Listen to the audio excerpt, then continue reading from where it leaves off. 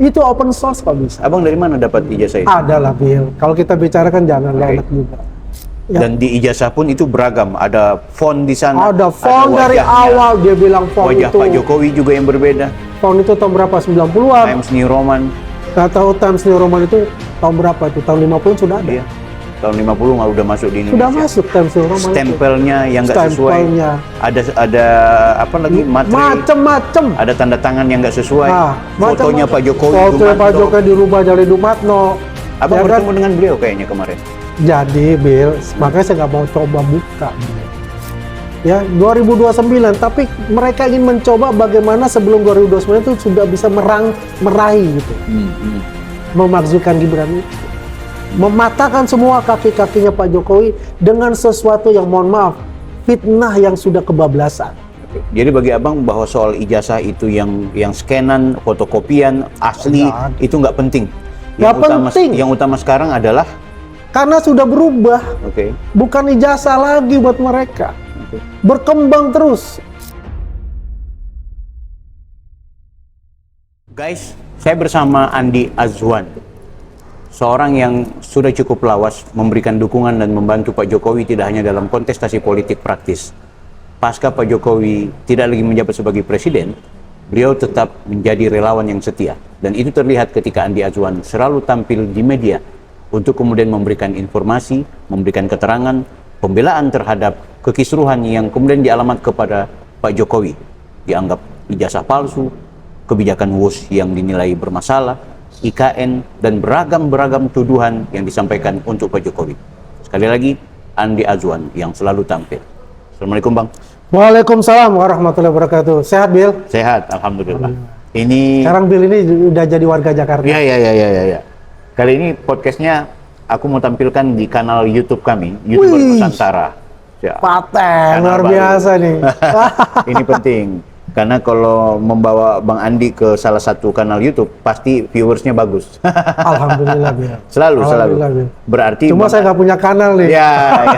Udah jadi narasumber paten aja di YouTuber Nusantara. Ya. Karena memang selain Bang Andi juga selalu dibicarakan, selalu tampil, Bang Andi memang ya membawa berkat buat YouTuber Alhamdulillah, termasuk media nasional. Alhamdulillah. Bang Andi minta izin, sudah 7 bulan lebih ya, 7 bulan lebih kisruh soal Pak Jokowi yang berkaitan dengan ijazah palsu yang dituduhkan ke beliau. Pertanyaannya, kenapa Andi Azwan baru tadi malam di Rakyat Bersuara itu mengeluarkan ada scanan yang betul-betul asli dari ijazahnya Pak Jokowi? Pertanyaannya, kenapa? Jadi begini, sebetulnya kayak gitu kan sudah lama udah keluar juga kayak gitu. Oke. UGM pun juga memaparkan dengan teman-teman Pak Jokowi pada saat itu kan itu sama. Memang mereka ini mempunyai tujuannya itu denial untuk suatu kebenaran. Tujuan dia itu memang membuat suatu kegaduhan itu dan merubah persepsi publik yang selama ini mencintai Pak Jokowi yang begitu besar, yang mendorong Prabowo Gibran ini bisa menjadi kepala negara, presiden dan wakil presiden. Dan mereka melihat, karena ini aspeknya aspek politik untuk jangka ke depan, ya 2029. Tapi mereka ingin mencoba bagaimana sebelum 2029 itu sudah bisa meraih gitu, memakzulkan Gibran itu, mematahkan semua kaki-kakinya Pak Jokowi dengan sesuatu yang, mohon maaf, fitnah yang sudah kebablasan. Jadi bagi abang bahwa soal ijazah itu yang scanan, fotokopian, asli, itu nggak penting. Yang utama sekarang adalah karena sudah berubah. Bukan ijazah lagi buat mereka. Berkembang terus. Memang awalnya ijazah dikatakan tidak pernah berkuliah di UGM. Betul kan? Kedua, drop out. Betul kan? Terus ketiga ada sarjana muda. Ya kan? Semua sama mereka denial sama mereka. Dan di ijazah pun itu beragam, ada font di sana. Ada font dari awal dia bilang font wajah itu. Pak Jokowi juga yang berbeda. Font itu tahun berapa? 90-an. Times New Roman. Nggak tahu Times New Roman itu tahun berapa itu? Tahun 50-an sudah ada. Iya. Tahun 50 nggak udah masuk di Indonesia. Sudah masuk Times New Roman. Stempelnya yang nggak sesuai. Ada apa lagi? Macem-macem. Ada tanda tangan yang nggak sesuai. Fotonya Pak Jokowi. Fotonya Pak Jokowi dirubah dari Dumatno. Abang bertemu dengan beliau kayaknya kemarin. Jadi, Bill, makanya saya nggak mau coba buka, Bill. Oke. Tapi udah beredar Karena kok kemarin, foto-fotonya abang udah bertemu dengan. iya, karena kemarin pikir aduh ini gimana sih membuat suatu apa namanya strike gitu, Ya. langsung gitu loh. Karena saya ini ketika minggu kemarin di Rakyat Bersuara saya melihat loh kok arahnya bahwa itu fotonya Dumatno, Ya. kemudian diperkuat bahwasannya Dumatno Budi Utomo, kalau saya panggil dia itu Budi. Oke. Sebetulnya dia mempunyai nama khas sendiri kalau teman-teman panggil dia, namanya Keduk. Nggak ada yang tahu Beliau ini apa siapa itu. sih? Hah? Siapa beliau? Sepupunya Pak. Sepupunya Pak Jokowi. Ya, sepupunya Pak Jokowi. Makanya katanya wajahnya, bibirnya. Kalau orang sepupuan itu pasti ada identik-identik yang kecil-kecil lah. Oke. Itu nggak mungkin diinikan. Tapi bagaimana mau membantah bahwa itu benar-benar bukan fotonya Pak Budi itu atau Pak Ya, Dumatno? Budi ngomong sama saya gimana? Ke abang, tidak Iyalah. ke publik. Ya, nanti dia sudah 3 kali diperiksa di Polda Metro Jaya. Ada saksi kunci. Oh, jadi saksi kunci juga gitu. Luar Gitu. biasa. Kok percaya diri sekali si Rustam waktu di Rakyat Bersuara bahwa mengatakan bahwa anaknya dengan anaknya itu tahu bahwa itu bukan foto bapaknya. Makanya disitulah Bill, saya berpikir saya harus menjelaskan ini semua Oke. dengan kebohongan-kebohongan yang mereka timbulkan, Ya. ya kan? Ngeri sekali nih orang bicara seperti ini. Mereka kan nggak tahu apa pernah bertemu dengan Pak Dumatno, Ya. dengan Budi, pernah nggak? Budi bilang sama saya, Dik, aku ini banyak sekali wartawan, termasuk model Roy Suryo itu ngontak mereka dia. Oh iya. Oh iya, teroris itu ada ngontak dia. Oke. Nggak mau, Budi nggak mau ketemu. Tapi sebagai kerabatnya Pak Jokowi, seharusnya demi menyelamatkan Pak Jokowi itu sendiri, harusnya dia tampil sejak awal dong. Jadi ada kriteria-kriteria sendirilah, kita Oke. bisa tahulah paham seperti apa gitu kan. Mm-mm. Jadi kita lihat aja, kalau kita ingin menangkap semua ular yang ada di rumput itu, apa yang harus kita lakukan? Oke, oke. Umpannya memang disebarkan seluruhnya supaya keluar semua. Ini belum keluar semua, Bill. Nah, Bang, akhirnya wajar. Abang ini orang yang terdekat dengan Pak Jokowi. Orang memandang Andi Azwan kok baru sekarang memperlihatkan ijazah scan. Itu telak. Abang punya penampilan kemarin itu abang selalu begitu. Di injury time atau di pertengahan baru bicara soal Rismon yang Jepangnya bermasalah. Tiba-tiba, Andi ternyata tahu bahasa Jepang. Begitu sekarang, Andi kok bisa tiba-tiba jadi ahli digital forensik nih beliau ini. Sampai diolok-olok sama si Roy Suryo. Kenapa Andi yang sangat kental dan dekat dengan Jokowi ini kok di injury time dan mereka sudah jadi tersangka, baru kemudian muncul dengan cara yang lebih strategis, termasuk soal Pak Budi tadi, Pak Dumatno. Jangan-jangan semua ini adalah permainannya Pak Jokowi untuk merawat semua ini. Tidak. Ini bukan tidak. Ini mungkin juga Allah memberikan jalan kepada kita semua untuk memuluskan kebenaran itu. Oke. Itu tidak sengaja, Mas. Ya kan? Tiba-tiba bergulir gitu. Apakah Andi Azwan ahli forensik? Tidak. Itu open source Pak bisa. Abang dari mana dapat ijazah itu? Ada lah Bill. Kalau kita bicarakan jangan enak juga. Memang dulu Joshua Sinambela waktu beliau di Deep Talk itu pernah kemudian menampilkan ijazah itu, tapi tidak full. Yang beliau tampilkan hanya khusus untuk stempel. Yang kemudian dinilai oleh Roy Suryo dan Rismon, stempelnya itu di bawah foto. Nah, scanannya itu terlihat sekali tuh lintasan warna merah itu. Kelihatan dong. Kan gitu. Ya kan? Iya.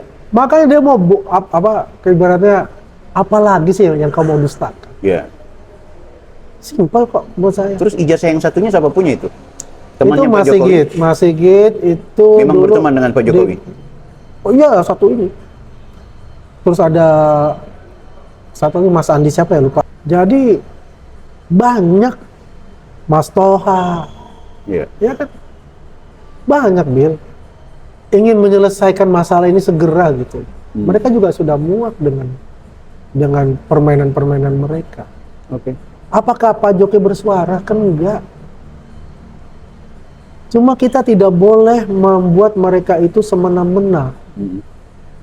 Tanpa ada orang yang memberikan katakanlah counter dengan kebenaran itu. Dari versi yang sebenarnya. Dan abang merasa bahwa abang sedang melakukan perjuangan. Saya melakukan perjuangan itu. Oke. Bill, kita ini, saya orang Bugis itu ada namanya Sirina Pace. Sirina Pace. Bill tahulah, nanti bisa terjemahkan. Iya. pantang untuk saya untuk mundur untuk itu. Karena kebenaran. Banyak kan saya bilang ancaman juga banyak. Iya ya. Tapi ya kita hanya berserahlah kepada Allah aja, apapun itu. Oke. Ya kan? Yang jelas itu apa yang telah kita gambarkan, apa yang kita counter kepada mereka, kan membuat mereka pusing juga. Iya. Sedikit demi sedikit kebohongan-kebohongan yang diciptakan terbongkar. Kan mereka selalu berlindung dalam kata ilmuwan, Iya. untouchable. Iya. Come on. Apa yang dia katakan secara ilmuwan A, B, C, D, E itu, apakah tidak ada orang lain yang lebih mampu, lebih hebat pada dia? Iya. Yang melihat bahwa itu, oh ini bukan ini caranya, bukan ini metodenya, dan ini malah penyesatan. Kan banyak bicara itu. Tapi ada 4 ahli atau bahkan lebih ahli yang bakal membantu mereka, meringankan mereka dan membantu dalam konteks Gampang, Bill. itu. Ya.